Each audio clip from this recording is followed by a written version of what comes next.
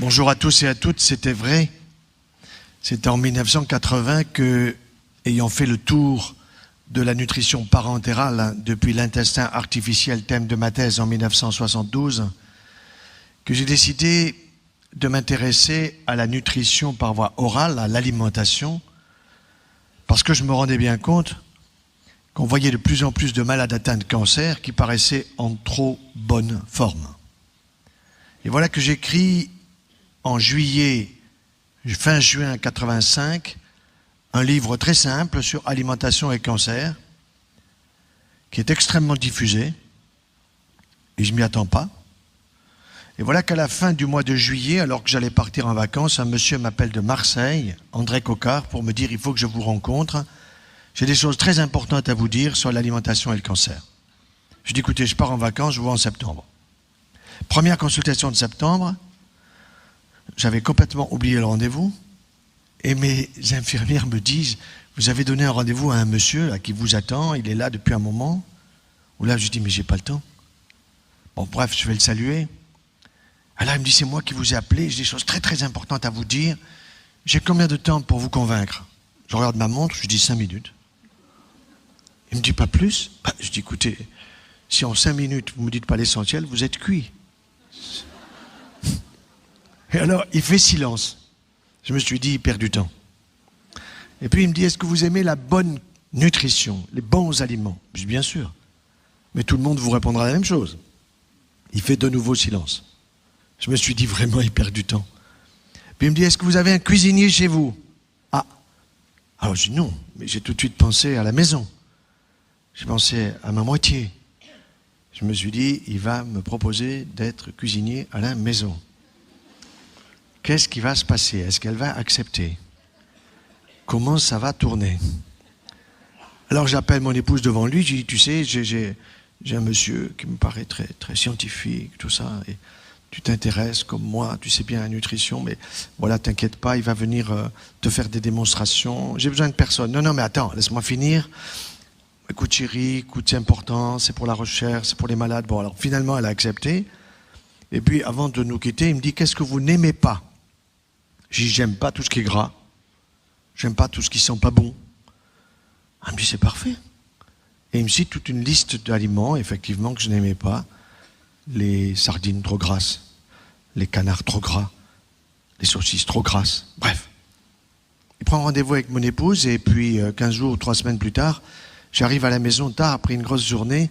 Oh mince, il y a le cuisinier. Il va falloir faire attention.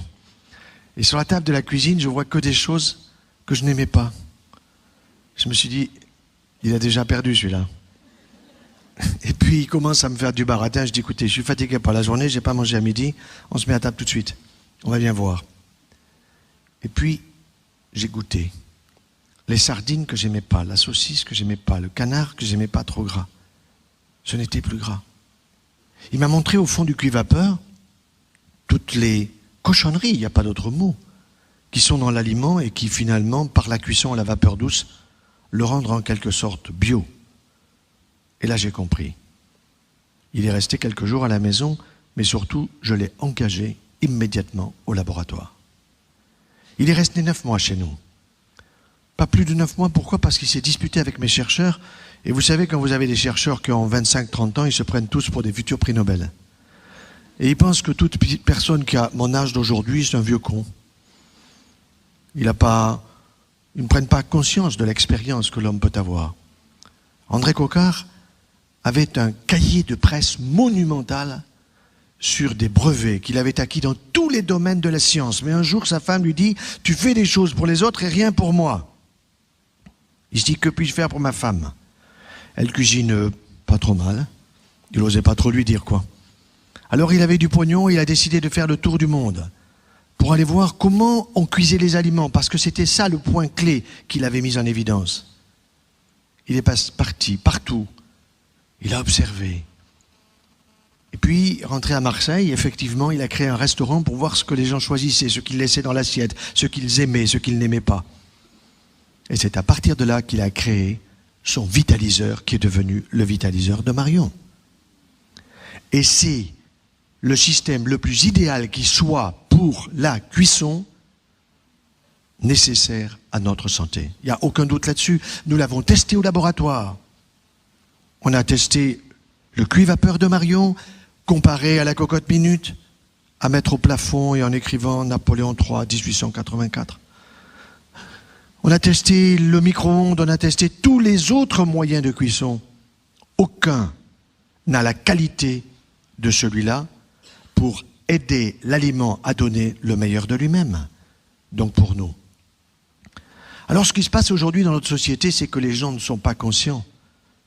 Parce qu'ils ne voient pas, parce qu'ils veulent toucher. Ils ne sont pas conscients que tout ce qu'ils consomment et qui passe au niveau de leur palais, le palais des saveurs, ils ne se rendent pas compte que tout ça, ça part dans l'organisme, mais que c'est génialement organisé.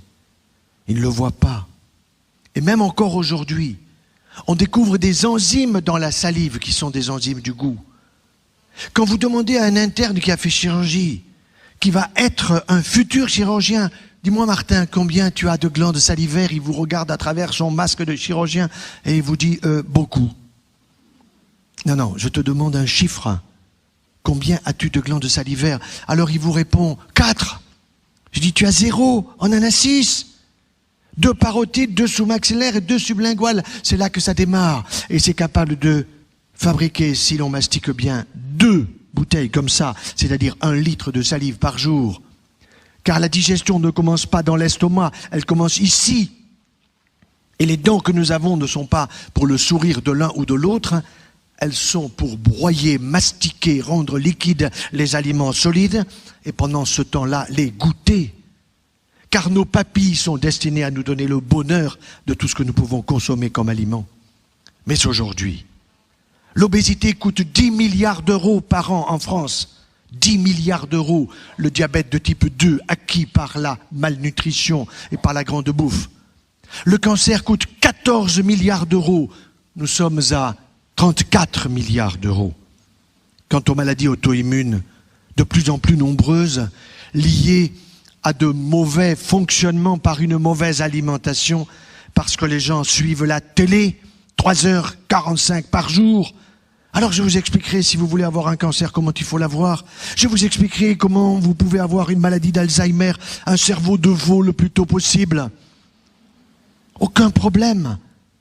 Toute notre société est orientée vers cela, et tout cet argent que l'on gaspille, on sait aujourd'hui que la moitié des cancers est liée à de mauvaises habitudes alimentaires, mais on n'ose pas le dire au grand public parce qu'il y a les lobbies qui dépensent un argent fou pour nous faire consommer les 24 milliards de litres de lait que l'on traite des vaches et qu'on nous fera consommer par les trous de nez, les oreilles en suppositoire, en yaya et en tout ce que vous voudrez. Alors aujourd'hui, vous êtes là passionnés par la nutrition, pas simplement pour vous-même, mais aussi pour tous ceux qui sont autour de vous. Et c'est vrai que je suis content dans mes conférences quand je vois toujours plus de femmes, bien qu'il y ait de plus en plus d'hommes qui s'y intéressent. Parce que quand vous informez une femme en France, vous informez 200 d'un coup. Quand vous informez un homme, vous allez informer la moitié d'un, sauf si vous touchez à son sexe. Donc je vous réserve, messieurs, une petite anecdote qui pourra vous être utile et qui vous coûtera pas cher, vous verrez. Alors oui, si on veut avoir un cancer, c'est pas très compliqué. Et on va prendre le tube digestif de haut en bas assez rapidement pour que vous reteniez les points clés. Car si vous voulez l'avoir, vous allez l'expliquer à vos patients. Et vous allez voir que on peut leur expliquer. Je me souviens de ce couple qui vient à ma consultation au centre anticancéreux de Montpellier, où aujourd'hui on opère 12 malades atteints de cancer du sein, où l'on opère des cancers du côlon, du rectum, où l'on opère des cancers de la prostate qui n'ont pas besoin d'être opérés, j'en parlerai certainement. Alors ce couple, il vient et je demande qui est malade, j'avais la parité, l'homme et la femme. Et les deux répondent presque en même temps, docteur, nous sommes des originaux, nous on n'est pas malades, qu'est-ce que vous venez faire? Il y a un tas de monde qui attend, stressé, avec des maladies graves, et vous venez, vous n'avez rien. Allez donc voir les flamants roses au bord de la Méditerranée. Oui, mais docteur, on vient vous voir parce que on dit que vous êtes spécialisé dans la nutrition, alors vous pouvez pas nous donner des conseils pour qu'on ait un cancer? Tiens, je dis pourquoi vous voulez avoir un cancer? Parce que si vous nous l'expliquez bien, on saura bien comment pas l'avoir. Voilà une bonne démarche. Une démarche de l'intelligence qui fait que le grand public aujourd'hui veut savoir comment ça marche et s'intéresse même plus souvent que les médecins qui sont liés aux laboratoires pharmaceutiques, lesquels ont compris qu'il y avait beaucoup plus de gens en bonne santé que de gens malades. Alors il faut donner aux gens en bonne santé pour l'ostéoporose, pour la ménopause, tout ce qui est pause, andropause. Il faut absolument que nous prenions quelque chose et comme ça, on est certain de devenir malade. Et là, les labos peuvent s'occuper en plus de nous. Tout ça remboursé par la Sécu, bien sûr. Alors, vous voulez avoir un cancer otorhinolaryngologique, il n'y a aucun problème, c'est très simple. Vous allez prendre du Pernod Ricard régulièrement, du whisky, de la vodka, du gin. À Noël, vous allez voir ces pubs dans le métro et partout sur la vodka. Extraordinaire, il vous faut en consommer tout le temps. Et en plus, si vous prenez un peu de tabac, que vous fumez un peu de hashish, bien sûr, c'est formidable. D'autant qu'on ne vous dira pas que la marijuana d'aujourd'hui, elle est OGM. Les jeunes ne le savent pas. Elle était à 5% de concentration quand des ministres nous disaient que c'était une drogue douce. Résultat, aujourd'hui, elle est à 35% de concentration. Mais les jeunes vous disent, mais c'est bio puisque c'est une plante verte. Les pauvres, avec des cerveaux qui sont de plus en plus abîmés chez les jeunes, mais qui remplissent les cabinets de psychiatres et de psychologues. Oui, si vous ajoutez le papier maïs à tout cela avec l'alcool fort, pas de problème un jour. Vous aurez un ganglion en vous rasant le matin, monsieur. Eh ben, vous direz à votre femme, chérie, viens voir, j'ai une boule au cou. Elle va voir la boule, elle va toucher, t'as mal? Non. Mais elle stresse tout de suite, elle appelle le toubib. Docteur, mon mari a une boule au cou. Et le docteur a tout de suite fait le diagnostic au téléphone. Il sait que c'est une métastase ganglionnaire d'un cancer otorhinolaryngologique situé dans le palais des saveurs, ce palais qui est inconnu de trop de monde et qui est tellement génial pour le bonheur et le plaisir de chacun d'entre nous. 3 fois par jour. 3 fois par jour. Eh oui, alors il faudra chimio, rayons, peut-être des aiguilles radioactives sur la langue. Le calvaire pour s'en sortir. On en sortira combien? Oui, 1 sur 2. Et tout le reste passera le mur de l'au-delà, rapidement. Cancer de l'œsophage, même chose, mais vous ajouterez des boissons brûlantes. Vous êtes tellement pressé que le café, vous n'avez pas le temps. Le thé, c'est bouillant, le chocolat au lait, le café au lait du matin, tout ça est bouillant, mais vous ne sentez plus que c'est bouillant, vous sentez que c'est chaud. Parce que vous avez brûlé les papilles et vous allez brûler l'intérieur de la muqueuse ésophagienne qui, irritée régulièrement, un beau jour, comme cette pharmacienne du Languedoc-Roussillon, à 52 ans, se retrouve avec un cancer œsophagien. Le stress ajouté à tout cela. Est-ce possible d'avoir un cancer œsophagien qui va nécessiter 6 heures d'opération, chimiothérapie, radiothérapie? Quand on lui dit qu'elle aurait pu éviter tout ça, elle dit, mais jamais personne ne me l'a dit. Et pourtant, elle est toubib, elle est pharmacienne, elle est docteur, elle est scientifique. Elle ne sait pas les choses essentielles. Par contre, elle sait vendre ses médicaments quand les labos viennent lui bourrer la tête. De bêtises pour les malades et pour les bien portants. Cancer de l'estomac, oh, c'est pas bien compliqué. Vous allez au McDo, non pas que le McDo va vous mettre un cancer d'estomac, mais là-bas, on vous dit surtout, vous fatiguez pas. Vous avez du pain de mie, fatiguez pas vos ratounes, et puis vous avez la viande hachée, mâchée par quelqu'un d'autre avant vous. Ça, vous allez vous en souvenir. Surtout, vous fatiguez pas. Alors, vous vous retrouvez un jour avec une petite bactérie dans l'estomac. Vous dites, j'ai un hélicoptère. Non, une hélicobactérie. Une hélicobactérie qui est un petit rongeur qui va vous donner une inflammation gastriteuse. Et cette gastriteuse, elle va continuer à vous enflammer. Alors vous allez dire, ah, comme ça me brûle, je vais prendre un peu plus de yaya, un peu plus de laitage, de lactimerde, vous voyez ce que je veux dire? Surtout que la télé vous a dit ce matin qu'avec ça, vous allez être encore mieux. Et évidemment, vous avez déjà 10 kilos de plus, vous allez en prendre un de plus. Ça, on ne vous le dit pas. Parce que tous ces produits laitiers, nous allons en parler dans quelques instants. Évidemment, c'est du lactose. Mais le lactose, les gens n'ont pas compris. Le ose, c'est du sucre. Alors on est en plein lactolisme après l'alcoolisme. On se gave de produits laitiers pour calmer des brûlures. Et un jour, on se retrouve avec un lymphome gastrique. Le système immunitaire de l'estomac dit, j'en peux plus. Je veux plus de tout cela. Alors c'est la chimio, alors c'est les rayons, alors c'est l'opération. un calvaire de plus. Et tout ça pourrait être évité. Et puis, le gastro vous dit, non, mais continuez comme vous faites, pas de problème, je vous donne un antibiotique pour une semaine, puis je recontrôlerai, puis on se verra régulièrement, puis c'est bon, j'ai pas assez de patients. Eh oui. Alors ensuite, vous pouvez avoir un cancer pancréatique. Aujourd'hui, je vous assure, on en voit pratiquement un de plus chaque jour dans notre propre institution. Et le cancer pancréatique, on en guérit 5%. 95% on guérit pas. Vous voyez des gens qui arrivent en pleine forme. Et puis ils ont des petites douleurs par-ci, par-là. On fait une échographie, on fait un scanner, il y a déjà des métastases hépatiques. Et la partie est perdue. Il y aura des chimiothérapies, certes plus efficaces qu'autrefois, qui permettront de vivre 1 an et demi, 2 ans, 24, 25, 26 mois. C'est que dalle quand on a 40 ans. Alors je vous dis, et je dis à tout le monde, aujourd'hui ayez pitié de votre pancréas. Et votre pancréas, mais c'est pas difficile à expliquer à la télé, à 20h30 à la place de Darty dont tout le monde se fout. Ça serait tellement facile de faire passer, qui donc? Une élève de celui qui était capable de parler sans un mot, le mime Marceau. Et le mime Marceau, vous avez des élèves, et j'en connais, j'en ai testé, qui sont géniaux, vous leur donnez une petite information, vous dites, faites-moi passer cette information comme ça, qu'avec des gestes. Et ça passe très bien. Et oui, le pancréas, une glande géniale, qui est au fond du ventre, non pas cachée, mais protégée. Pourquoi? Parce qu'elle a 2 fonctions, c'est grâce à elle que nous avons le taux du sucre dans le sang qui est à 1 gramme régulièrement et pas plus, seulement quand on se gave de coca, avec 17 morceaux de sucre dans 1 litre de coca, ou alors avec le light. Je voyais récemment l'un de mes collègues radiologues, je vais lui montrer pendant l'été un dossier difficile, et puis je vois sur sa table une bouteille de coca. Je lui dis, mais Masson, vous prenez cette saloperie? Il me dit, c'est du light. C'est du 0 stress, monsieur. Je dis, vous foutez de moi? Ah ben non, il n'y a pas d'aspartame. Je dis, attention, prenez votre loupe. Alors il a pris sa loupe des mammogrammes, et puis, ah mince, c'est plein d'aspartame. Il est tout bip pourtant. Ah, c'est passé à la poubelle, bien sûr.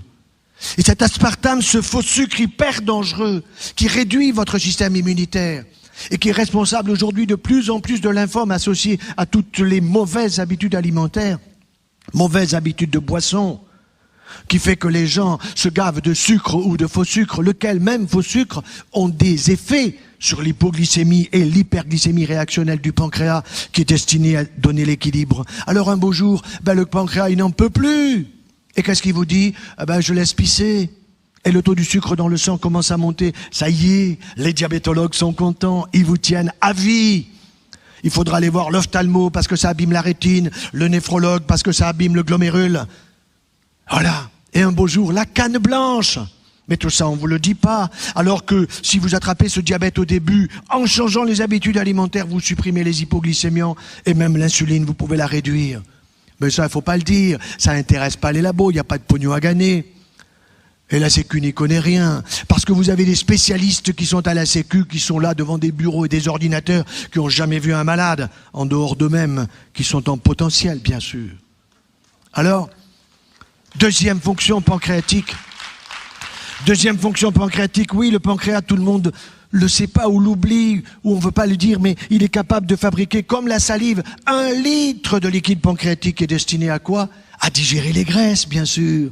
Les graisses cachées dans la viande rouge, à digérer les mayonnaises, à digérer tout ce qui peut être associé aux aliments et qui est gras. Mais quelles sont les graisses dangereuses? Les graisses cuites, trop cuites, bien sûr.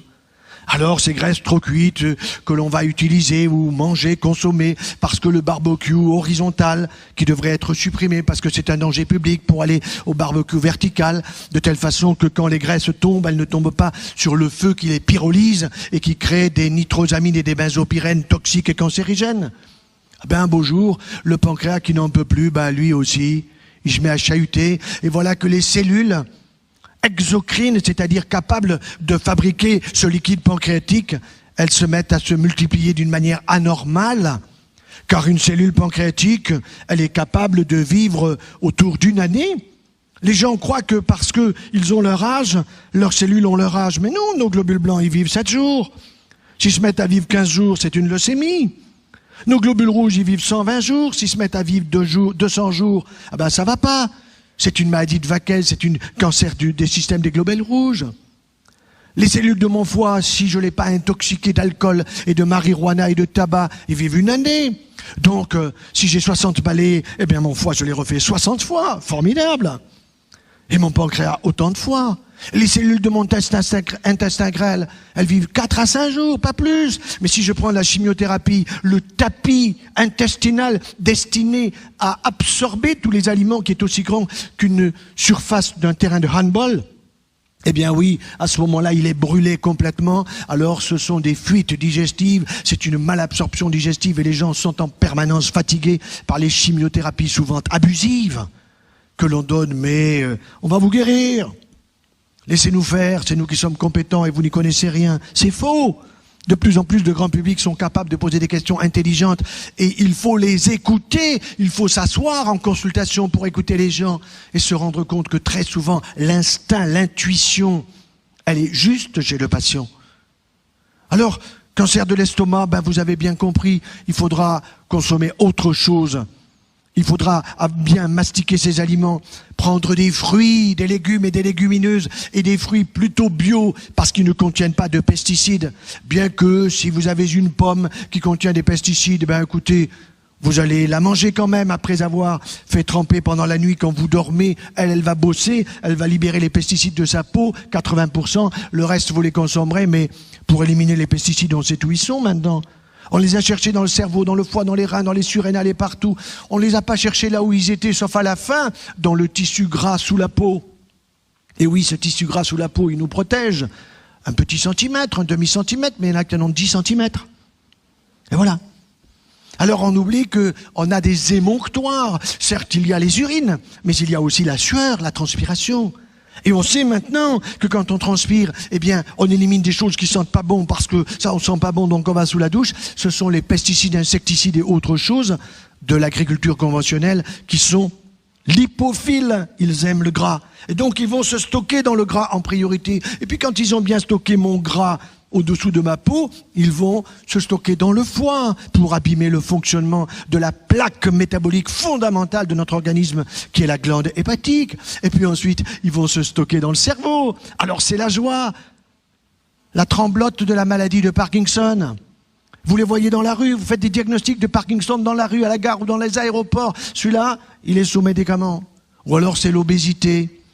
Ou alors c'est la constipation. Que de constipés en France, mon Dieu! Vous avez vu les hommes et les femmes politiques aujourd'hui? Qu'est-ce qu'ils sont constipés, mon Dieu! Ça fait peur. Ça nous coûte 800 millions d'euros, alors qu'on serait parfaitement capable d'aider les gens à évacuer correctement, parce que tous les jours on veut avoir une ville propre, parce que tous les jours il faut évacuer les déchets comme nous, et nous les sélectionnons avec les urines d'un côté et les matières de l'autre. Et cette évacuation, elle doit être quotidienne et elle doit être parfaite, je veux dire par là qu'il ne faut pas avoir du ballonnement. Seulement les gens sont tellement gavés, comme l'a dit Marion tout à l'heure, de produits laitiers et autres produits sucrés. Trop de pain blanc, on va y venir, que ça ballonne de partout. J'étais récemment en Guyane. Je suis allé en Martinique, en Guadeloupe. Là-bas, ils prennent des haricots. C'est bien les haricots, il faut savoir les faire cuire. Là-bas, ils en font de la purée. Ils mastiquent même pas, ça descend tout de suite. Après, ça ballonne, ils flottent tous à la piscine ou à la mer. Et puis après, c'est la pétarade assurée, on les entend dans Métropole. Incroyable. Tout simplement parce qu'on leur a pas appris, parce que la télé que les gens regardent, elle pourrait être géniale pour former les gens à une meilleure santé et faire des économies de santé extraordinaires. Alors oui, vous avez pitié de votre pancréas, mais vous me dites, docteur, j'aimerais avoir un cancer de l'intestin grêle. Ah, désolé, c'est difficile. Pourquoi c'est difficile, docteur? Eh bien, parce que l'intestin grêle, figurez-vous, je vous l'ai dit, il est très vaste au point de vue absorption, mais il est très long aussi, et puis ça circule beaucoup là-dedans. On en a 4 à 6 mètres. Ah bon? Chérie, tu as 4 à 6 mètres d'intestin, mon ami, là-dedans? Extraordinaire. Oui.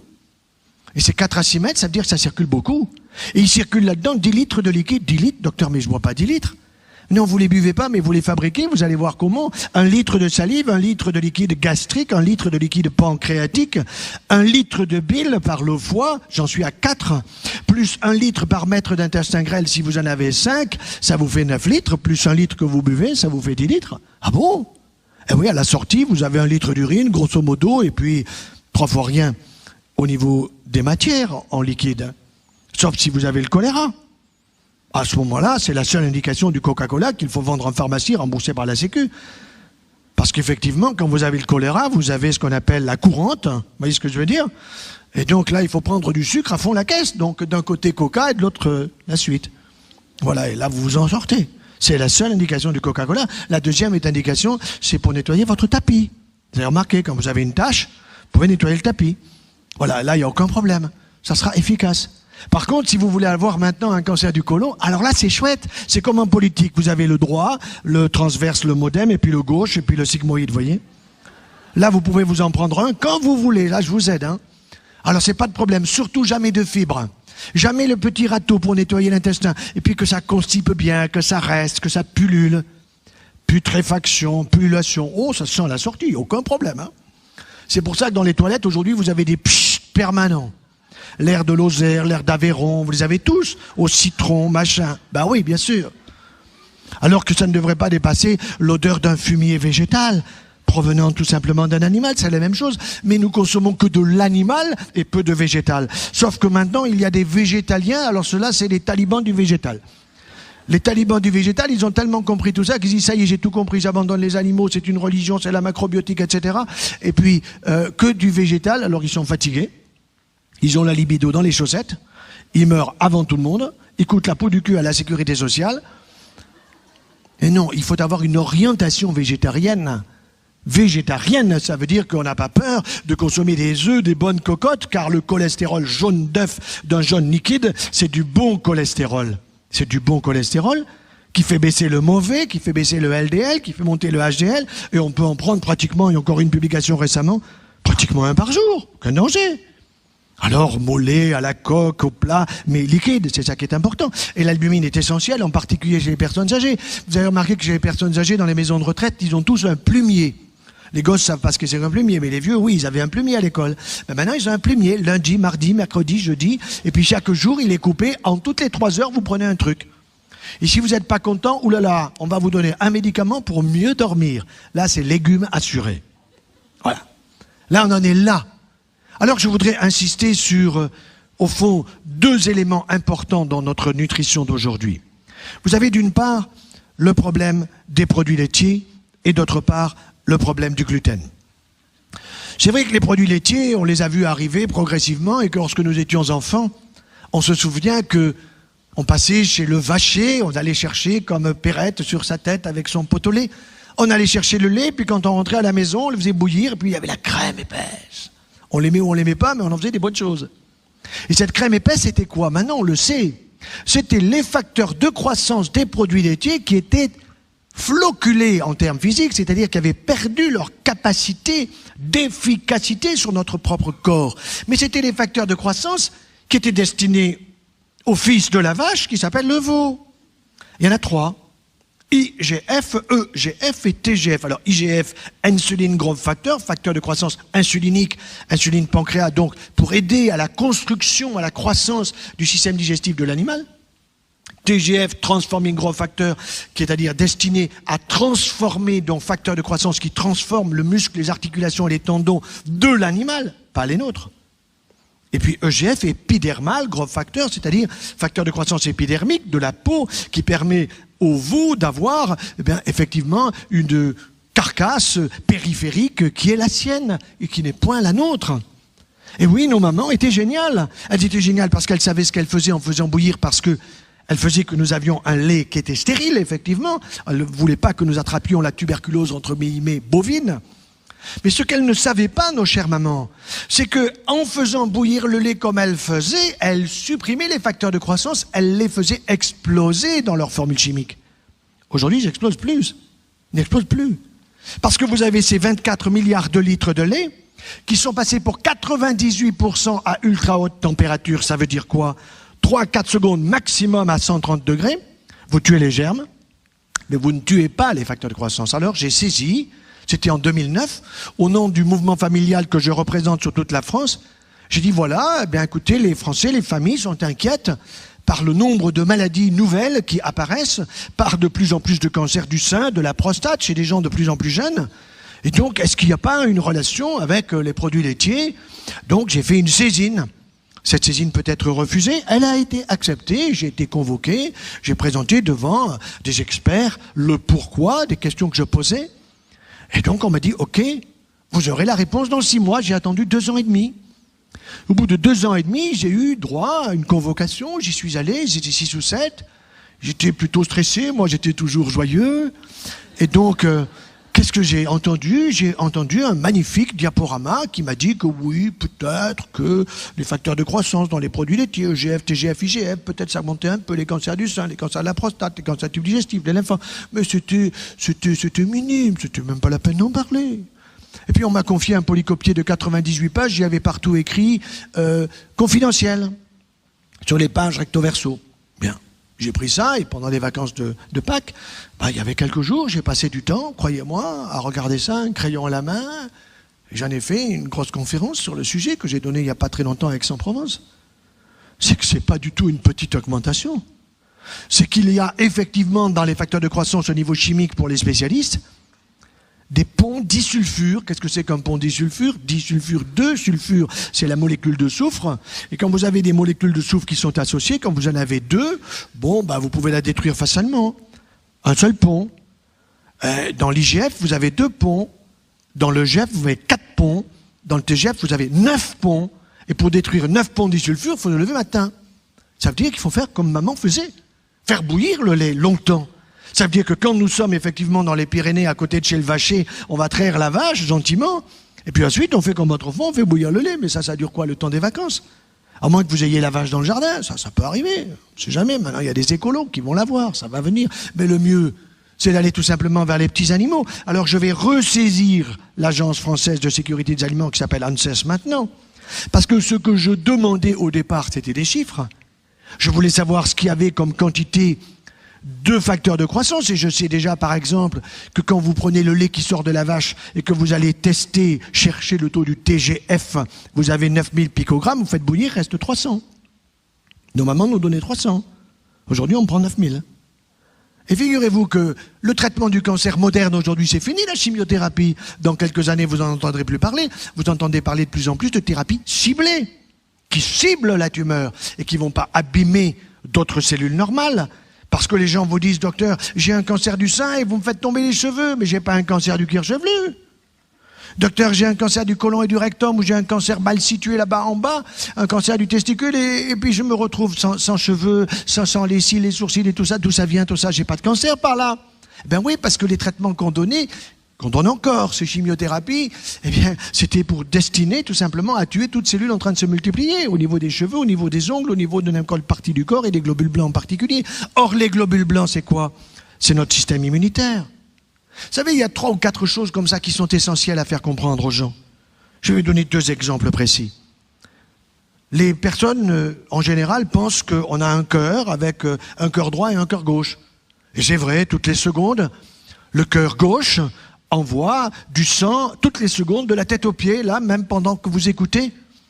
Et puis, quasiment dans la même seconde, il y a le retour qui se fait. C'est une économie fantastique qu'il faudra apprendre aux banquiers. On ne perd rien. Bon. Mais on a 2 autres cœurs. Ah, docteur, on a 2 autres cœurs. Ah oui, le cœur affectif, oui, ça d'accord. Non, on a 2 autres cœurs.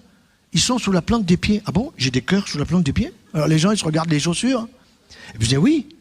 Et quand vous voyez des personnes âgées qui marchent comme ça en traînant les pattes dans des pantoufles minables, eh bien qu'est-ce qui se passe? Ils n'appuient pas suffisamment sur la plante du pied, car nous avons une semelle plantaire qu'on appelle le cœur plantaire de Léjart, c'est le nom de celui qui l'a inventé.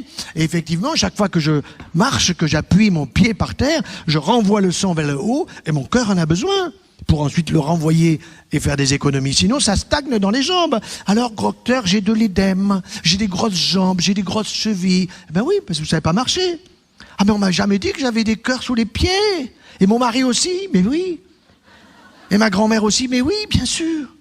Donc, il est indispensable d'apprendre aux gens à marcher. Alors, il ne s'agit pas de marcher au pas de loi, c'est pas ça que je veux dire. Mais il faut bien appuyer son pied par terre pour pouvoir faire remonter vers le haut. Et le cœur est ravi. Mais attention, on vous a parlé de la circulation du sang rouge et du sang bleu, mais il y a une 3e circulation. Ah bon, moi, j'ai jamais dit ça. Mais oui, il y a une circulation lymphatique. Lymphatique. Ah oui, mais on a un voisin, on dit qu'il est lymphatique. Ben oui, mais le voisin, il est lymphatique parce qu'effectivement, il marche lentement, il réfléchit, c'est peut-être le sage du village ou du quartier. Mais lymphatique, ça veut dire quoi? Ben ça veut dire que nous avons une circulation lymphatique, effectivement, vous allez voir, qui est formidable. Et quand je suis en train d'opérer, ou que ce soit dans le thorax ou dans le ventre, j'enseigne mon interne, mes externes qui sont là, je dis, vous allez me décrire ce que vous voyez au bout de mon instrument. Et il me décrit une circulation serpentine très fine, qui n'est pas plus grande que l'extrémité de ces mines de stylo. Et là-dedans, cette circulation, on voit du liquide qui est clair comme de l'eau, parfois un petit peu blanchâtre, un petit peu troublé, et que l'on peut rendre toute blanche. Toute blanche, comment faites-vous? Oh ben, il suffit tout simplement de faire prendre une bonne consommation d'un produit gras comme du beurre, 100 grammes de beurre la veille, et le lendemain, tout le système lymphatique, il est envahi de tissu gras. Ah bon? C'est-à-dire qu'il devient blanc. Et c'est comme ça que, dans les années 70-80, il y avait une petite intervention chirurgicale qui consistait à aller chercher ce qu'on appelait la canne blanche. On allait chercher une petite canne blanche ici, dans la région susclaviculaire gauche, parce que c'est l'arrivée du système lymphatique. Il y a une petite crosse, comme cela, et cette crosse, pour bien la voir, eh bien, pour bien la visualiser, on donnait aux patients la veille 100 grammes ou 150 grammes de beurre. On était sûr qu'on avait une canne blanche impeccable. On pouvait la disséquer, on pouvait même la cathétériser pour récupérer quoi? Du liquide lymphatique. Et dans le liquide lymphatique, qu'y a-t-il? Il y a des lymphocytes. Ah, lymphocytes, c'est quoi? Ce sont des globules blancs. Et ce qui est formidable, c'est que des globules blancs, vous en avez autant de familles que vous avez de marques de voitures, Peugeot, Renault, Citroën, Chrysler et tout le reste. Seulement, ces marques de voitures, elles font toujours la même chose. Tandis que là, ces familles de cellules lymphocytes, vous avez des tueurs, vous avez des helpers, des killers et des helpers, c'est-à-dire ceux qui aident et ceux qui tuent des bactéries ou des virus, qui sont utiles à notre propre protection. On parle de l'immunité parlementaire, qui permet de faire n'importe quoi. Mais nous avons une immunité qui ne permet pas de faire n'importe quoi. Il faut que nous fassions attention, que nous soyons conscients de cette immunité. Si vous avez par exemple un panari au niveau du pouce, vous avez fait diagnostic, vous dites j'ai un panari, vous n'avez pas besoin du tout, ben si, vous allez le voir pour qu'il vous soigne. Docteur, j'ai un panari sur mon pouce droit. Oh ben oui, il est d'accord, il ne va pas toucher, sinon il vous fait hurler. Par contre, il va vous examiner les selles, il va vous examiner le coude, il cherche des ganglions, et quand il palpe le ganglion dans la région axillaire, du même côté que le panari, il est content parce qu'il dit le système immunitaire de monsieur ou de madame fonctionne, ça bloque le staphylocoque qui ne va pas passer dans le sang pour donner une septicémie. Formidable. Et vous pensez que c'est difficile à expliquer? Moi, j'explique ça à des gosses dans les écoles. Ils sont fascinés, ils arrivent à la maison, mamie, papy, ils expliquent. La transmission peut se faire à l'envers maintenant, des plus jeunes aux plus anciens. Mais c'est très important de bien faire comprendre ce système immunitaire parce qu'il est lié à notre alimentation. Alors vous avez bien compris que si vous avez des facteurs de croissance qui viennent des produits laitiers en plus du lactose en excès, d'abord le lactose, vous allez en faire quoi? C'est du sucre. Comme vous avez dépassé la nécessité dont votre corps a besoin parce que vous n'êtes pas tellement bûcheron, parce qu'en général on passe pas mal de temps dans le fauteuil, parce qu'on ne se fatigue pas trop, il ne faut pas trop fatiguer notre corps. Moyennant quoi il est fatigué. Ça c'est formidable, c'est la dame qui vient vous voir, vous l'examinez, vous la tranquillisez, et puis elle vous dit docteur, vous pouvez voir le dossier de mon mari? Bien sûr madame, montrez-moi qu'est-ce qui se passe. Il est tout le temps fatigué. Et qu'est-ce qu'il fait? Rien. Voilà, ça c'est formidable. Il ne fait rien et pourtant il est tout le temps fatigué. Je vois le diagnostic tout de suite. Ah, je me marre là. Alors voilà, voyez docteur, j'ai poussé mon docteur quand même. J'ai pu obtenir qu'il fasse une échographie. Le mari est là, mais laisse donc le docteur tranquille, tu as bien vu que l'échographie elle est normale. Seulement le monsieur, lui, il a lu que la conclusion. La conclusion qui dit il n'y a pas de tumeur, tranquille. Madame, elle lit tout. La grosse différence entre l'homme et la femme, on veut tous nous mettre au même niveau. Vous avez vu comme c'était fabuleux tout à l'heure. Cette parité de l'homme et de la femme en train de jouer de la musique, et bien là c'est la même chose. La femme elle lit tout, docteur. Il y a écrit que mon mari il a une stéatose hépatique, ça veut dire quoi? Il a le foie gras. Ah bon? Mais c'est pas une oie mon mari. Non mais madame il fait mieux que les oies. Les oies il faut les gaver, mais votre mari lui, comme il est fatigué, c'est biscuit, whisky. Exact. Biscuit, whisky. Et donc le 1 gramme d'alcool, 7 calories, 1 gramme de sucre, 4 calories, on en fait quoi? Du gras. Et le gras, il va où? Il va se stocker dans le foie. Parce que le foie, quand il a stocké en glycogène pour 2 jours, 2 jours et demi de réserve, au-delà de ça, il y en a trop, il fait du gras. Et c'est le foie gras, c'est comme ça qu'on gave les oies et qu'on a du bon foie gras à Noël. Ah oui, d'accord. Et alors, mais mon mari, il a des gamma-GT élevés. Et le docteur, il avait craint. C'est comme ça que j'ai pu obtenir qu'il fasse un scanner ou une échographie. Ben oui, mais les gamma-GT élevés, ça veut dire que son foie, des transaminases du foie, il lui dit, ça va pas. Il lui dit, ça va pas. Là, on est dans le monde invisible et pourtant on a des critères. Alors vous expliquez ça au monsieur, vous essayez de lui expliquer gentiment, parce que évidemment sa femme le lui disait depuis longtemps, mais quand c'est vous qui le dites, il vous écoute davantage. Mais il faut le revoir. Alors 3 mois plus tard, il revient, il a un taux de gamma-GT qui s'est normalisé. Mais il faut plus de temps pour supprimer une stéatose hépatique. Alors ça me rappelle, quand un jour je suis allé dans le Périgord pour voir un de mes frères, je lui ai dit, fais-moi connaître un éleveur de foie gras. Ah ben parce que c'est bon, on achètera pour la famille, pour les fêtes, c'est sympa. Et puis cet éleveur de foie gras, je l'ai suivi toute une journée. Et voilà que le soir, on a fait un bon repas, on a pris du sauterne, on a pris du foie gras, c'était super sympa en famille, avec la famille de l'éleveur. Et puis, c'était vers 11h30, minuit, il me dit, je vais voir mes oies. Tu vois ? Je dis, lui, il va voir ses oies le soir, et moi, je vais voir mes malades. Je peux vous accompagner? Bien sûr, docteur, venez avec moi, vous allez voir, c'est formidable. Et puis, je suis allé voir ses oies, il en avait sélectionné une dizaine, qui étaient là, comme ça. Il leur palpe le foie. Il me dit, celle-là, demain matin. Celle-là, ça sera demain après-midi. Celle-là. Et il palpait le foie chaque fois. Il était content parce qu'il le palpait, son foie. Et moi, quand je vais voir les malades, je leur palpe le foie aussi. Mais c'est pas pour la même chose.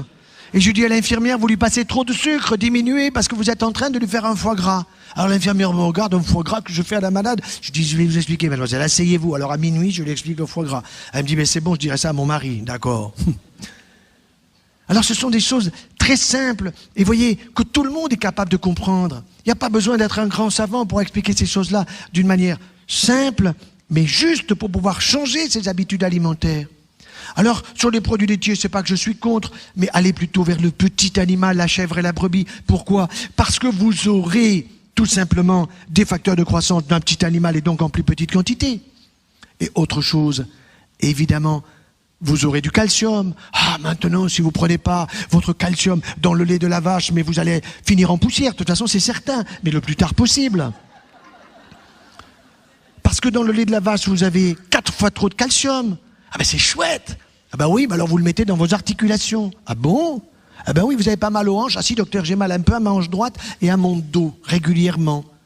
Et alors? Ah ben oui, mais je sais pas quoi faire. Alors je suis allé voir le rhumato, il me propose des infiltrations. Vous en pensez quoi? Ben, ça sera à vie. À vie? Ou alors on va vous donner, comme cette malade qui arrive me voir un jour et qui marchait comme si elle marchait sur des œufs. Elle se met là devant moi, elle s'assied, elle enlève ses chaussures minables et je vois des doigts de pied avec des articulations interphalangiennes qui étaient rosées, qui étaient inflammatoires. Évidemment, elle avait mal. Je dis, mais pourquoi vous venez me voir? Moi, je suis chirurgien cancérologue, vous n'avez pas un cancer? Vous avez une polyarthrite rhumatoïde? Il me dit, oui, je suis allé voir mon docteur, il m'a dit, va voir le rhumato, ma chérie. Alors, je suis allé voir le rhumato, il m'a dit, madame, c'est une maladie à vie. Première poussée, quel âge vous avez? 32 ans. À vie. Et alors, j'ai dit au docteur, mais qu'est-ce que c'est le traitement? Ben voilà, vous allez avoir des anti-inflammatoires pour supprimer la douleur. Mais comme ça va vous brûler un peu l'estomac, vous aurez un traitement pour éviter la brûlure de l'estomac. D'accord? Et puis ensuite, vous allez avoir du méthotrexate. Comment ça s'écrit? M-E-T-O, etc. Elle écrit tout ça. Elle s'en va, toute penaude. Elle rentre chez elle, elle prend l'ordinateur. Méthotrexate, traitement du cancer. J'ai pas un cancer. Anti-inflammatoire, ça fait des brûlures à l'estomac, ça fait des hémorragies, mais je veux pas de ça. Et puis elle continue à surfer, puis elle voit alimentation, 3e médecine, un bouquin, un type qui s'appelle Jean Seignalé, Montpellier. Oula, elle dit, il faut que je le voie. Elle apprend qu'il est plus de ce monde, et puis elle voit qu'il y a un type qui a un nom de clown, qui a fait la préface. Alors elle vient me voir, c'est comme ça qu'elle est arrivée. Elle me dit, mais vous me conseillez toi, puisque vous avez préfacé le bouquin, vous savez bien ce qu'il faut dire. Eh bien, madame, c'est très simple, en arrivant chez vous, vous ouvrez le frigidaire. Oui, je vois. Et alors vous prenez le beurre, le yaourt, le fromage, le lait, les crèmes glacées, les béchamels, pchit, à dégager. Ah bon? Vous prenez le pain, les pizzas, les pâtes, les viennoiseries et les biscuits, pchit, à dégager. Mais il me reste quoi? Ben, il vous restera que vous allez remplir le frigo avec des bonnes choses. Vous y mettrez des bons poissons, de la viande blanche, vous y mettrez des bons fruits, des bons légumes, et si possible le bio. Vous allez être copain avec l'agriculteur qui est le premier acteur de votre santé, madame. Ah bon? Le premier acteur de ma santé, mais c'est mon docteur. Mais non, madame, c'est pas votre docteur, c'est le dernier, le docteur. Le premier, c'est l'agriculteur, le deuxième, c'est vous, le troisième, c'est le docteur. Alors oui, le problème du pain, pourquoi vous me virez tout ça, docteur? Moi, je veux comprendre. Alors, je lui ai expliqué les facteurs de croissance. Je lui ai dit, en plus, si vous voulez avoir un cerveau de veau, formidable. Ah ben oui, justement, ce matin, en partant de chez moi, je ne savais pas où j'avais mis mes clés. Ça commence. Le nombre de gens qui perdent la mémoire, oh là là, mais c'est effrayant. Pourquoi? Parce que c'est la région de l'hippocampe. Et savez-vous que vous avez 2 zones du cerveau absolument fabuleuses où vous pouvez multiplier les neurones? Formidable. Le bulbe olfactif, c'est-à-dire la zone antérieure du cerveau. Vous avez le lobe olfactif à droite et à gauche qui permet de sentir les bons plats, les bons fruits, les bons légumes. Vous prenez une pomme bio, elle sent la pomme. Vous prenez une pomme pas bio, elle sent que dalle. Ça change tout. Or, nous devons stimuler notre système olfactif. Nous pouvons multiplier les neurones dans le système olfactif si nous le stimulons. Et quel est le premier signe de la maladie d'Alzheimer? C'est l'anosmie. Et l'anosmie, c'est quoi? Je ne sens plus les odeurs. Même quand ça sent mauvais, je ne sens pas. Ben oui, ça, c'est vrai. C'est pour ça qu'il y a tous les petits dans les toilettes, vous comprenez? Pour les suivants. Voilà. Alors, la deuxième zone, c'est l'hippocampe. Et je me souviens qu'en première année de médecine, j'avais 17-18 ans comme mes copains. Et puis notre prof de cytologie, il nous donne le cours sur les neurones. Formidable. Il commence en disant, les petits, vous n'avez pas encore 20 ans, mais à partir de 20 ans, vous allez perdre 20 à 30 000 neurones par jour. Ouh là là. Quand je l'ai vu, je me suis dit, qu'est-ce qui doit lui rester à lui? Je suis pas allé lui dire ça à la sortie, bien sûr. Je suis allé le voir, je dis, maître, mais vous avez dit qu'on perdait des neurones, mais moi je suis plutôt de nature économe et je voudrais bien les garder, mes neurones. Il me dit, petit, tu les perdras. Ah bon?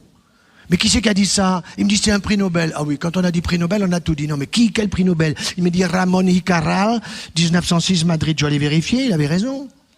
Mais Ramón y Cajal, aujourd'hui, il se ferait planter en première année de médecine. Il s'est planté. Il n'a pas eu le prix Nobel que pour ça. Il le méritait pour d'autres choses.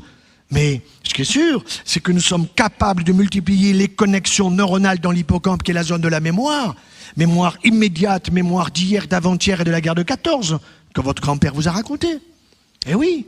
Alors c'est pour ça que quand je suis avec mes petits-enfants, je me régale parce que je prends les fables de La Fontaine et puis je les réapprends. Alors un riche laboureur sentant sa mort prochaine fit venir les enfants, leur parlant. Ah, ils se disent, mais il est pas si con que ça, le vieux. Il apprend encore. Mais oui, mon petit, on apprend tout le temps. Et si tu apprends pas dans ton cerveau toute ta vie, tu t'en souviendras à 100 ans, tu n'arriveras jamais à 150. Parce que l'objectif, c'est au moins de faire comme Moïse. Il est arrivé à 120, il avait ses yeux, ses oreilles, ses dents. Et puis le Créateur lui dit, mais non, ça suffit, un bisou, on dégage. Voilà. Mais il faut viser 120. Nous devons vivre dans un, avec la tête sur les épaules, avec les pieds dans les bottes. Ça veut dire qu'il faut avoir une activité physique. Il faut avoir une activité physique et il faut bien s'alimenter. Alors j'en viens à ce sujet capital qui est évidemment le gluten. Docteur, vous n'allez pas m'empêcher de manger du pain. C'est des gâteaux, je me régale, je ne pourrai jamais m'en passer. Eh bien si, mais il faut que je vous explique, parce que si vous ne comprenez pas, vous ne pouvez pas prendre le bon chemin. C'est quoi le gluten? Le gluten, c'est la protéine du froment. Il y a la gliadine, un peu plus spécialisée. Et on sait que cette gliadine, eh bien, par exemple, c'est une protéine qui, quand on en prend trop, le rein ne l'aime pas trop. Il y a des néphropathies au gluten, des néphropathies à la gliadine. Et on voit de plus en plus de cancers du rein liés à une consommation excessive, non seulement des produits facteurs de croissance, des produits laitiers dont j'ai parlé de vaches, mais aussi liés à la consommation excessive de pain blanc en particulier. Or, le pain blanc se comporte comme du sucre. Ça veut dire que si vous prenez 100 grammes de sucre Saint-Louis ou 100 grammes de pain blanc, grosso modo, la courbe du sucre, l'index glycémique est la même. Index 100. On en prend beaucoup trop. Alors il faut aller peut-être, docteur, vers le pain complet. Oui, c'est déjà mieux. Mais le problème, c'est que le pain d'aujourd'hui n'est pas celui d'autrefois. Moi, quand j'étais petit, maman nous disait, petit, 11h30, va chercher le pain chez le boulanger. On se disputait avec les frères et sœurs pour y aller. Pourquoi? Parce qu'elle était sympa, la boulangère. Elle nous donnait quelque chose de sympa. Et puis quand on revenait, le pain était croustillant, ça sentait bon. On le coupait, on mettait les doigts dans les trous du pain. Aujourd'hui, il faut une aiguille pour mettre un trou de pain. Pourquoi? Parce qu'il y a trop de gluten et pas assez de levain. Parce que c'est du pain industriel. Et que ce pain industriel avec trop de gluten, eh bien, il y a des intolérances au gluten. Et on considère que pratiquement jusqu'à 70% des Français aujourd'hui ont des intolérances au gluten. Et l'intolérance, c'est quoi? C'est non seulement des troubles de la digestion, mais c'est aussi une porosité intestinale. C'est quoi la porosité, docteur? Eh bien, la porosité, c'est simple. Madame, si vous avez un imperméable et qu'il pleut, et que votre imperméable est poreux, ben vous allez vous mouiller la peau. Ah oui, c'est vrai. Eh bien, votre intestin, il doit être poreux. Non, il doit laisser passer la bonne molécule de fructose, du bon sucre qui est dans les fruits, au fur et à mesure des besoins de votre cerveau, pour la mémoire et pour tout ce que vous avez à faire et à décider dans la journée. Mais il ne doit pas laisser passer des choses inutiles pour le corps. Or, il va laisser passer 4 fois trop de calcium. qui vont aller sur vos articulations, sur vos hanches, sur vos genoux. Mais les orthopédistes, mes copains et mes collègues, ils me disent, mais ferme-la.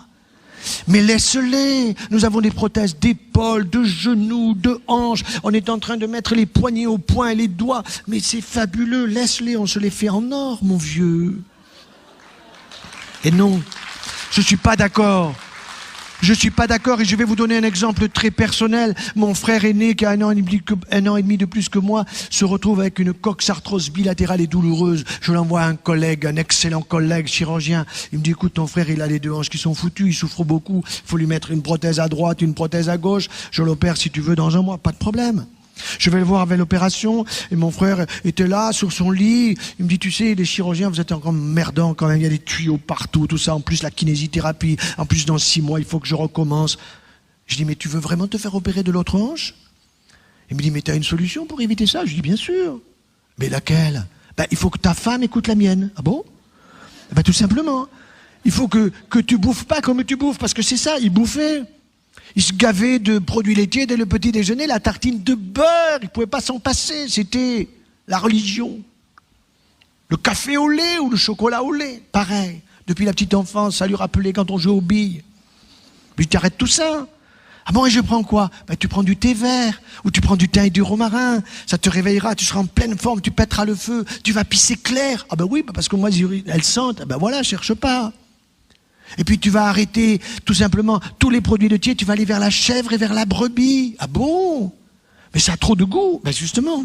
Et comme ça a du goût, tu seras rassasié. Par contre, si tu prends du fromage du fromage blanc, t'as bien vu, ta femme, elle a dans les fesses son fromage blanc. Elle me dit, t'as raison. Ben oui. Alors, vous voyez, on arrive avec de l'humour à faire passer des messages. Et c'est vrai que ce sont des choses très, très importantes dans la vie de tous les jours. Ça fait 6 ans, il n'a pas été opéré de l'autre hanche, et pourtant son autre hanche, elle n'est pas jolie. Mais il n'en souffre plus. Pourquoi? Parce que la consommation excessive de produits laitiers et de calcium en particulier, qu'est-ce qu'elle faisait? Elle a irrité régulièrement antigène, anticorps égale inflammation au niveau de sa hanche, alors j'ai mal. Et quand la dame était venue, et qu'elle a compris quand elle est repartie avec ses chaussures minables, je lui ai dit, écoutez, j'aimerais vous revoir dans 1 mois et demi, 2 mois, et si ça marche pas, vous avez le droit de m'écrire, je vous donne mon adresse mail, et si c'est pas bon, vous me dites, docteur, vous êtes nul, votre système, allez vous faire voir, je vais voir un rhumato. Et je lui ai dit, écoutez, ça m'intéresse, écrivez-moi, venez me voir. 1 mois et demi plus tard, elle revient, jolie, mignonne chaussure. Et elle a une phrase extraordinaire, elle me dit, docteur, maintenant je descends les escaliers toute seule, en courant, ça avait du sens pour elle. Elle avait simplement changé ses habitudes alimentaires. Elle avait arrêté la médecine. Et quand je lui ai dit, vous pouvez reprendre un tout petit peu, peut-être de chèvre ou de brebis, du roquefort, ou de la tome de brebis, ou un bon petit chèvre, là, pas la bûche, parce que dans la bûche, vous avez écrit pure chèvre, vous avez 25% d'élevage dedans. Sauf si vous connaissez le producteur qui vous dit, moi je triche pas. Eh bien voilà.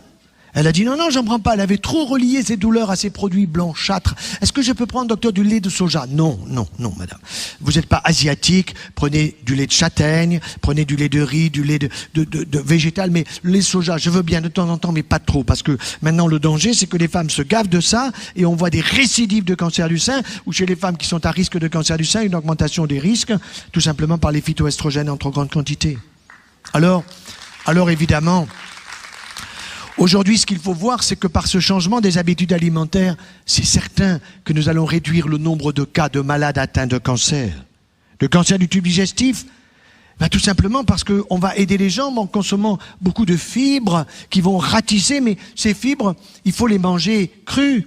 Alors je dis pas trop cru parce que ça fait crudivoriste et qu'on dit c'est instincto. Alors fraîche, des pommes fraîches. Ah, la pomme au four. Non, la pomme pas au four. La pomme sort du verger, là. Vous la croquez, etc. Et vous allez vous régaler, la pomme, la poire. Je me souviens aussi d'une fois, j'étais avec un de mes collègues parisiens. Vous connaissez les collègues parisiens, hein?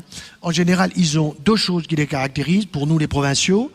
D'une part, un nœud paps. Et ils ont l'accent pointu. Alors là que j'étais avec un collègue Parigot, dans un train TGV, et nous allions à Lausanne pour un congrès de nutrition.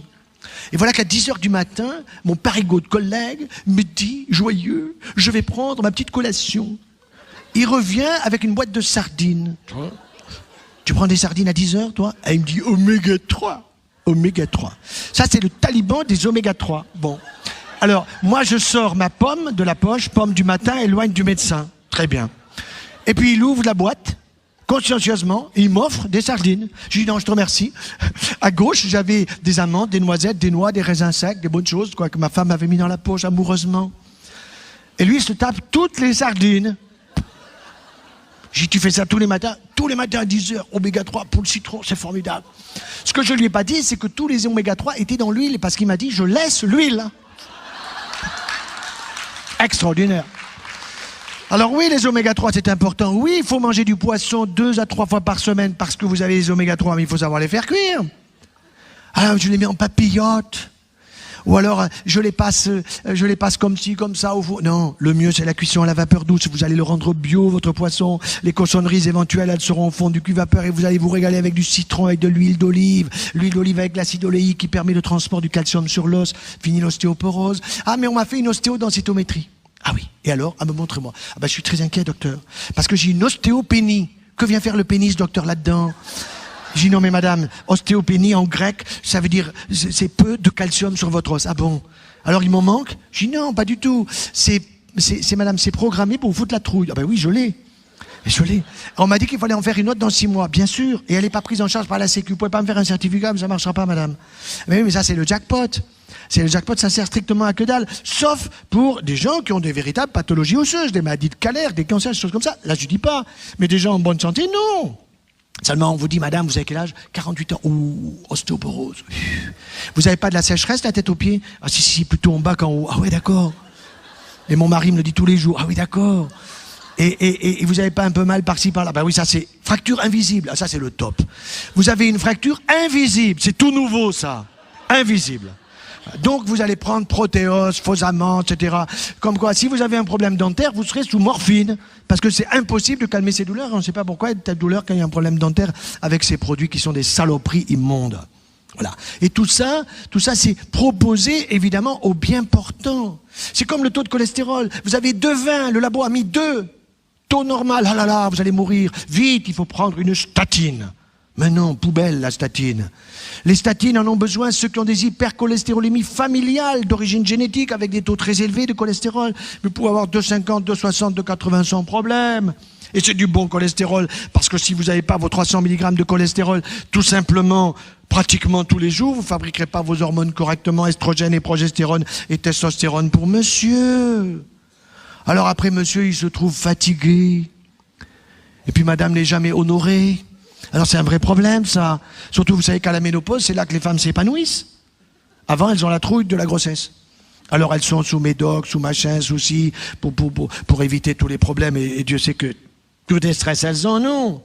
Et puis arrive la ménopause, c'est le moment où on commence à s'épanouir. Il n'y a plus la peur d'une grossesse, voilà, qui est pas attendue. Et là, le gars, il est par terre. Alors je vais vous aider, monsieur. Je vais vous aider parce que l'heure avance et puis qu'il faut quand même qu'il y ait des questions, que ça soit sympa. Alors nous avons la chance d'avoir une fille qui a fait de belles études, qui est passionnée par l'histoire, et dès qu'elle trouve des choses dans l'histoire qui touchent à la nutrition, allô papa, allô maman, allô papa, est-ce que tu sais? Dis-moi ma fille, c'est quoi? Papa, connais-tu le conte hongrois ou tchécoslovaque? Je me souviens plus très bien. Je pensais à un conte d'Andersen, moi, vous voyez, un conte de Perrault, un truc comme ça. Non, le mari de la comtesse. Ah bon? Qu'est-ce qu'il a fait? Papa, figure-toi que le mari de la comtesse, il a honoré sa comtesse 7 fois, papa, en une seule nuit. Oh là là. Première question, ma fille, qu'est-ce qu'il a fait? Papa, il prenait des pois chiches al dente. Oh là là. Al dente, je connais, c'est la cuisson à la vapeur douce. Et en plus, il les prenait germer. Vous les faites germer un petit peu. Et vous avez là les phytohormones qui montrent de façon exponentielle. Vous avez les oligo-éléments, les vitamines. Et puis vous croquez vos pois chiches comme des noisettes. Je me souviens, il n'y a pas très longtemps, j'étais dans le Var et on m'avait demandé de donner une conférence sur tous les produits du Var, les produits ancestraux. Alors il y avait les prunes de Brignoles, les coins de Cotignac, il y avait le vin bio de Correns, et puis il y avait les pois chiches. Alors il y avait les maires qui étaient tous au premier rang, et puis quand j'arrive sur les pois chiches, je vois un gars au premier rang qui gonfle comme un bibin d'homme de bonheur. Je dis, monsieur, qu'est-ce qui se passe, monsieur le maire? Il me dit, mais chez moi on ne fait que des pois chiches. Ah bon? Et alors? Je lui dis, mais envoyez-en à l'Élysée. Vous vous souvenez, ça a marché. Ça a marché. Oui, il y a eu un petit comme ça, c'est comme ça que c'est arrivé. Voilà. Non mais ça, vous le gardez pour vous, bien sûr. Vous le gardez pour vous.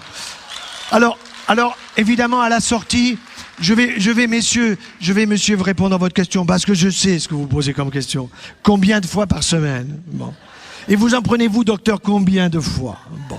Alors moi, je vais vous dire, c'est 2 fois par semaine. C'est une bonne poignée, cuisson à la vapeur douce, légèrement germée. Et vous y mettez de l'huile d'olive. Et vous y mettez du thym, du romarin, ou bien de la menthe, du persil, qui apporte beaucoup de calcium. Et là, vous aurez un nonos de qualité. Parce que le calcium végétal, si vous mastiquez bien avec Oratoun, 75% d'absorption. Calcium animal, Danone, eux-mêmes le disent, maximum 40%. Mais ils oublient complètement le calcium végétal. Ah bon, il y a du calcium dans la pomme? Ah bon, il y a du calcium dans une orange? Ah bon, il y a du calcium dans... Mais attendez, les vaches, vous avez vu les vaches boire du lait? Sinon, elles sont folles, hein? Elles bouffent que de l'herbe. Elles bouffent que ça. Alors ça, c'est des choses qui sont passionnantes. Donc, éviter la porosité intestinale, ça veut dire quoi? Eh bien, désolé, à la maison, on a arrêté le gluten. Et pourtant, je n'ai pas de véritable, je dirais, intolérance, personnellement en tout cas. Mais j'ai changé ma vie. Et c'est tellement mieux. Avec quoi? Le pain des fleurs. Et le pain des fleurs, ce sont des tartines ou des galettes de sarrasin, de quinoa ou de châtaigne. Alors, je change tous les mois. Et là-dessus, je mets du bon miel. J'ai écrit un bouquin qui s'appelle « Le miel et le chirurgien ». Alors, c'est extraordinaire tous les produits que les abeilles nous donnent. Le miel. Je me souviens d'été dernier, vous savez, on a des petits-enfants, on en a maintenant 8, on en attend encore 2. Et alors, la petite Élise, la question du matin pendant les vacances, est-ce qu'Élise a fait sa nuit? Alors évidemment, Élise n'avait pas fait sa nuit, donc elle avait emmerdé son père, sa mère, ses frères, ses sœurs, les grands-parents, tout le monde. Alors j'en ai eu marre, j'ai dit, Élise, vous me la confiez. Moi, je m'en occupe. Donc ça veut dire que le soir, après qu'elle ait pris son petit repas, j'ai pris ma petite Élise, petite fille dans mes bras, et je lui ai dit, Élise, elle avait 6 mois, je vais t'expliquer tout pour que tu fasses un gros dodo. Et j'ai pris une cuillère à café de miel, je lui ai expliqué tout doucement avec des mots d'enfant.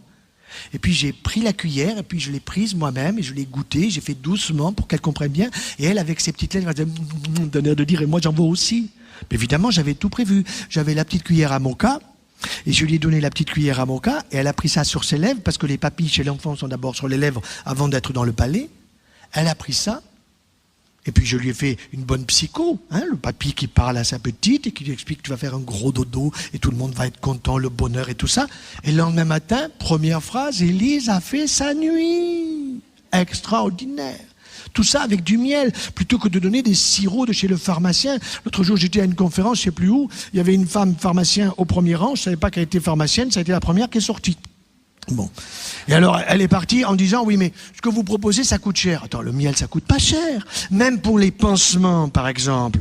Nous utilisons le miel ou la propolis maintenant pour les pansements. Un pot, c'est 30 €, alors que le pot, avec des produits cicatrisants, soi-disant super, c'est 350 € remboursés par la Sécu. Non, mais attendez. Moi, j'ai vite fait le choix. Et le miel, en plus, c'est extraordinaire. Mais il y a le miel, il y a le pollen, il y a le gelée royal, il y a tous ces produits. Et donc, un de mes secrets, souvent, on me demande quel secret vous avez. Moi, j'en ai 2. Un, ma femme, bon, ça c'est secret vivant, n'est-ce pas? Et puis 2, c'est énergie vitale. Alors, c'est quoi énergie vitale? Docteur, dites-moi vite, énergie vitale. Ben, c'est du miel, c'est de la propolis, c'est de la gelée royale, c'est du ginseng, c'est de la papaye, c'est de la cérola. Tout ça dans un petit pot ce matin. Avant de descendre au petit déjeuner, j'ai pris ma petite goulée d'énergie vitale, et ça tous les jours, entre le 15 octobre et le 15 février, en fonction du temps. Et dès qu'il y a un peu de grippe, alors on vous dit attention, vous avez la H1N1, H2N2, enfin vous savez, ça va être H3N3 cette année, il faut vacciner tout le monde.